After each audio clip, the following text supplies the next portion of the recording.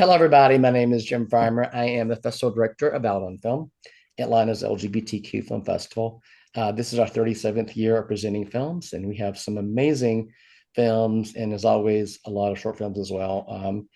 We have over 100 short films. One of my favorite programs is Music Matinees, Memories, and More, which actually which just screened in Atlanta, and it will be streaming as of tomorrow.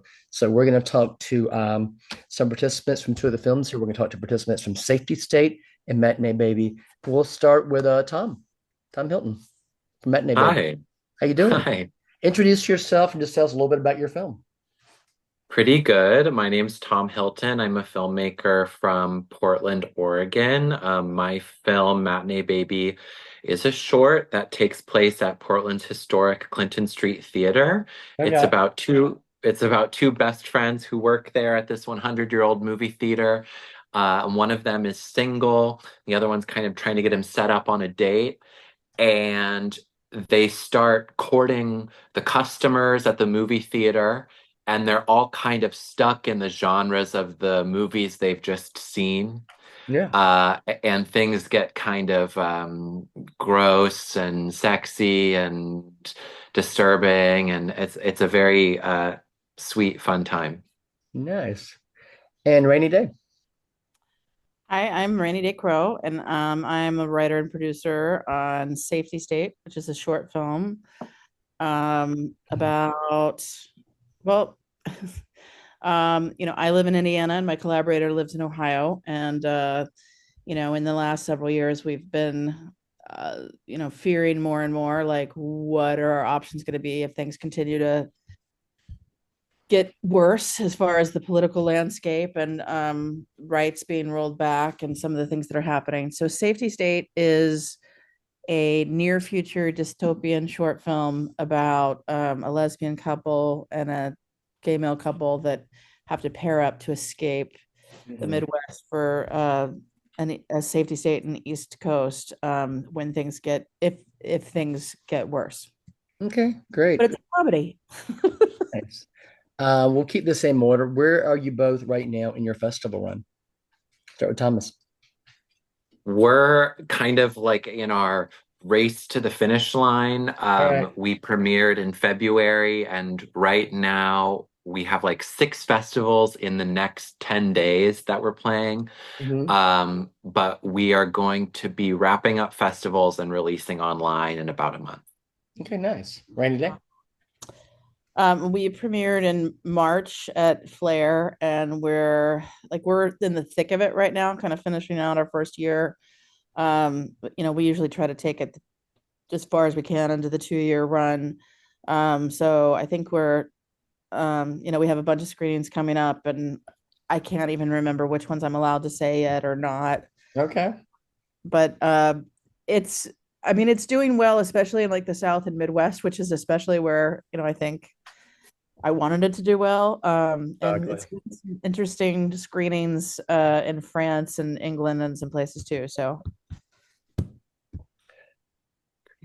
So one of the things I like about both of your films is that, you manage you really, you know, they're they're very character driven. Can you sort of talk about um the challenges and how both of you been able to, make a short film, but also one that's very rich in character? We'll start with Thomas. Oh, sure. I mean, I would say I had a benefit with my film in that a lot of the characters were were like sketch and stand-up characters that I had created many years ago Yeah. for myself. And so I kind of knew that they like were supposed to kind of coexist in a world. And so it was about just finding like the right structure Okay. um, that they could fit into. Mhm. Um, but like originally the film took place in a video store. We always knew it was going to be this like characters from different genres of films coming in together. And then the thing that was like really lovely was this kind of unexpected natural friendship between the three employees at the movie theater who kind of on set created this really special bond Okay. that's reflected in the film. Yeah. Great. Rainy day. Well, I mean, part of it, we knew the actors, a couple of the actors that we wanted to work with, so that always helps when you're developing for actors in your head at the development and writing phase. Mm-hmm. And also, I mean, we were dealing with like sort of the situation as it was unfolding. Yeah. And we didn't, it's a low budget short film.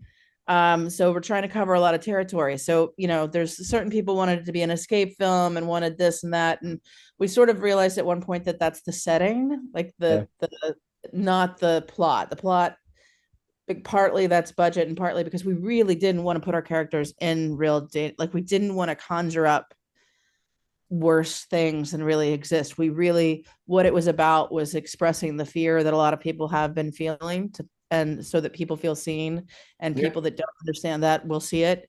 And so it really needed to be about the relationships of those characters on their journey and sort of the fear and how they tackle it and the decisions they make. Okay, great. Final question. Can you talk about the importance of queer representation in your work? We'll start again with Thom. Ooh, I would say what I love about this film specifically is that everybody in the world of the film is queer. And Yeah. so it kind of has this like euphoric feeling. I don't have anything against like important political films that deal with like a filmmaker's personal trauma. Hmm. I think those films are very important.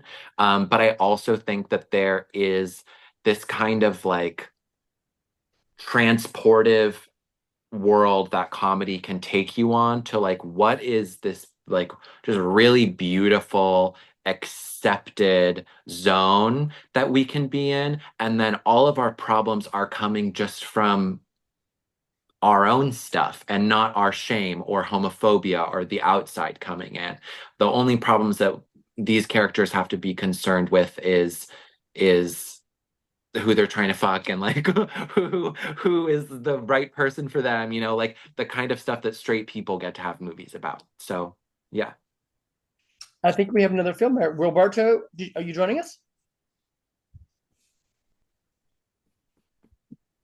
I think Roberto is joining us. In the interim time, I will ask Rainy Day that same question about queer representation and why it's so important in your work. Yeah, well, I mean, a lot of our films include queer representation and a lot of queer creative artists at the core, creative core.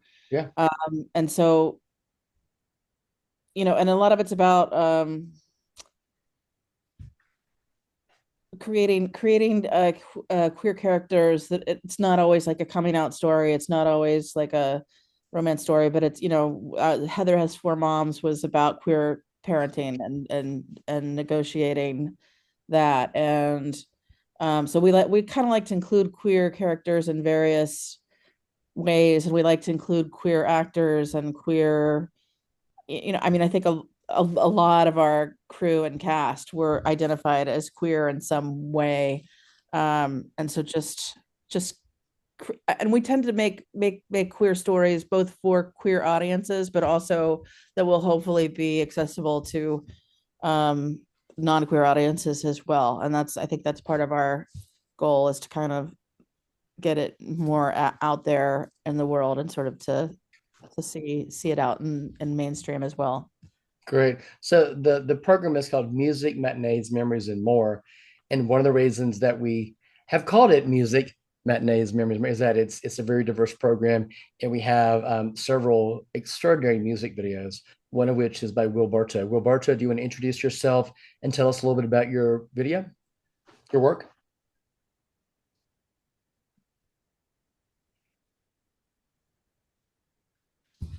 Can't hear you now.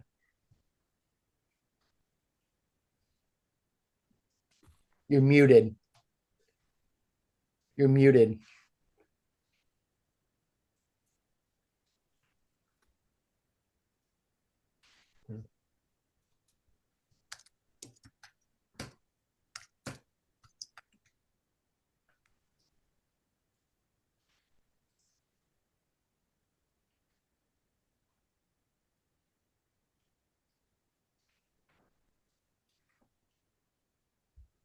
So while we wait for Roberto, what's next for both of you?